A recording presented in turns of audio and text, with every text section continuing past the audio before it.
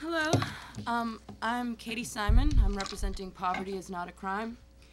And I just like to say that I just like to address the issues of public safety, which of course is what this committee is about. I'd like to say that the rhetoric around public safety concerning this ordinance is just that, rhetoric. This is a profit-driven ordinance about homogenizing and sanitizing the streets of our city at the expense of poor people's needs and the vibrant culture of this city. $35,000 was put into the Business Improvement District project, one of whose goals is to, quote, reduce panhandling and to increase police presence in the city. Where is that money for the training program that Ms. Anderson spoke about? Where is it for the food distribution program? Why should the poor rely on donations while the businesses rely on money, on thousands of dollars, directly from the city? Why do the homeless only get a happy frog while the gentrification gets thousands of dollars? Why is it that food distribution in this city is run by nonprofits and not by the city itself? Why can't we, if we have enough money to put that much money into business, why don't we have enough money to put that into making it 7 days a week instead of celebrating that finally there's 4 days a week there's a meal for the homeless? What do they do the other 3?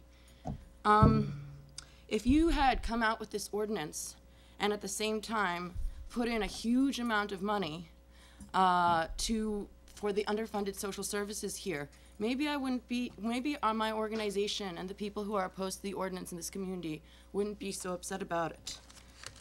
My notes are so weird. The Business Improvement District itself is kind of amusingly guilty of aggressive soliciting.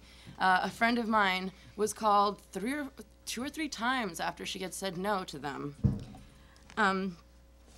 Let's see.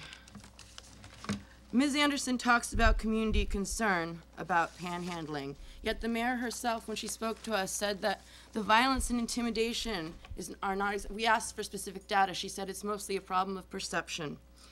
You can't balance a First Amendment right against perception.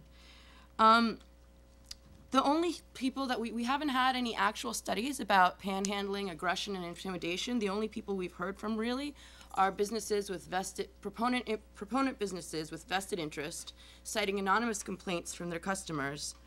I'm not devalidating the fact that aggressive panhandling can and does take place. I am saying that it takes place in a huge minority of instances, and as Bill Newman stated, there are already laws in place against this. Whether you're Donald Trump or the poorest person in Northampton, you can be charged with harassment. Let's see.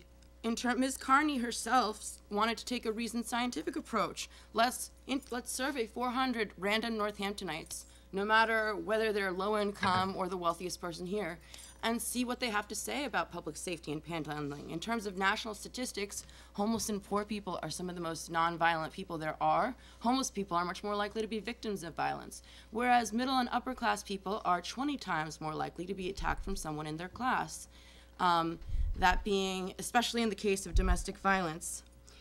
There are already laws against this, as Bill Newman pointed out: harassment, fraud, larceny by fraud, trespassing, and sidewalk obstruction. Paul Spector, your colleague himself, when we spoke to us, admitted that this was not a public safety issue. No one's decriminalizing anything when you fine poor people $50 for the first offense and up to $300. The default could mean incarceration. In fact, you make it worse because 30 seconds. Oh wow. All right. You say okay that they changed it to solicitation ordinance. I feel like we still know who the target is. The charities here can register, or even if they can't, they have venues besides this to fundraise, not just the street. The panhandlers only have the street. This is obviously still targeting panhandlers. Chief Sienkiewicz has been quoted in many publications as saying that this only targets 21% of the city. But that's the vital 21% where foot traffic is heavy and panhandling is viable. We've looked at the map, and the map just doesn't match the language of the legislation. I'm not going to go over all of the restrictions again. I think you have it in front of you. So even when we walked the map, we found that a lot of the permissible spaces were bike locks or trees they were dominated by. The mayor says the elderly are afraid, but how many of the elderly are themselves panhandlers or poor? With Social Security and 401k in these times, with fixed incomes in this economic downturn, do only the wealthy elderly have the right to safety, or do the poor elderly have a right to enough space so they can compensate for underfunded social services? And when I spoke about the underfunding of social services, the incredible underfunding of social services, even social service workers who are for the ordinance totally agreed with me. And be able to eat, clothe themselves, etc. What about poor women? There's no longer an emergency thing for housing for women who are pregnant and homeless. What about the right to people to have public safety? This is my last sentence. Okay. What about the right of everyone to have public safety, of poor people to have public safety, so they won't starve and become malnourished, so they won't become malnourished enough to, which will exacerbate and contribute to their death from exposure. Fred Contrada wrote that when he looked up deaths from exposure in Northampton, he found thousands of ghosts, not thousands, but hundreds of ghosts climbing up from over the years. We've already had someone die from exposure this year.